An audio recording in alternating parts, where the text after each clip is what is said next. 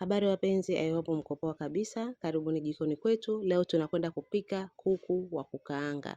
Najua kila siku tumekuwa tukipika kuku wa kukaanga, lakini leo tunaweza tukapike kuku mtamu na mwenye ladha.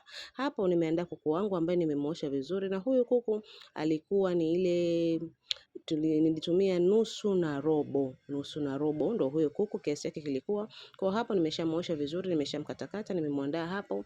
Tutakwenda sasa kumwekea viungo ili tummarinate aweze kuingia viungo ili tuende kumkaanga. Kumbuka kuku wangu ni wa kisasa, na kama wewe ni mara yako ya kwanza unajiunga na channel hii, hakikisha umesubscribe na umeweka button ya notification on ili uweze kupata taarifa tunapoposti video zetu. Hiyo ni paste ya choma choma na ya kukaanga. Ni paste maalum ambayo nimetengeneza kwa ajili ya vitu vya kukaanga na vitu vya kuchoma. Haya, tutakwenda kuchota paste yangu, nitaweka kwenye bakuli hapo. Na unaweka paste yako, na kwa wale ambao watapenda nitakuja kuleta darasa la kutengeneza hii paste, lakini kwa leo tuweke tu paste yetu hapo. Tutaweka paste yetu, na kumbuka paste yetu ina vitunguu saumu pamoja na tangawizi ndani yake. Kwa hiyo hatuna haja ya kuweka kitunguu saumu na tangawizi. Lakini kama hauna hii paste wewe utaanza kuweka kitunguu saumu na tangawizi. Haya, hapo unaweka ajinomoto.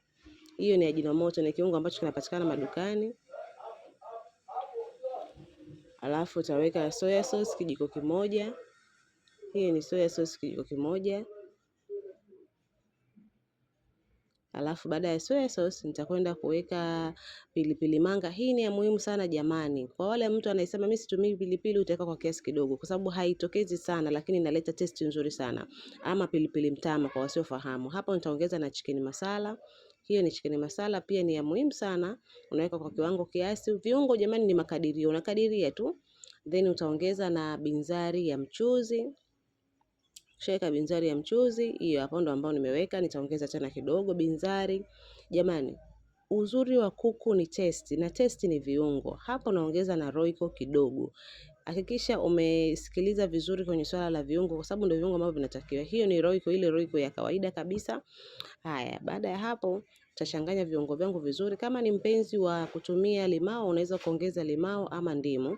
Ningeshauri kwanza changanya viungo vyako alafu uonje chumvi. Mimi binafsi huwaga siongezi chumvi kwa sababu hivi viungo vyenyewe vina chumvi, kwa chumvi huwa inatosha. Usiweke chumvi kama ambavyo nimeweka mimi hapo. Ni viungo peke yake, hivyo viungo vyenyewe vinakuwa na chumvi. Lakini kama ni mpenzi wa chumvi nyingi utaongeza kidogo sana.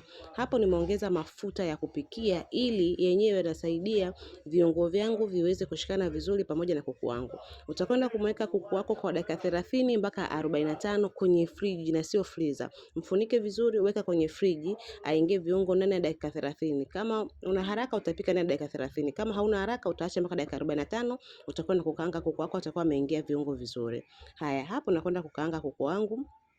Unapoanza kumweka hakikisha mafuta yawe yamepata moto vizuri, ndio unamweka kuku wako ili asishike chini. Ukishamweka hakikisha unampunguzia, anaiva kwa moto wa taratibu, usiweke moto mkali. Mafuta yapate moto vizuri, lakini hakikisha umepunguza moto, unamkaanga kuku wako kwa moto ambao ni wa size, usiweke kwenye moto mkali. Kuku jamani hakaangwi kwa dakika 5.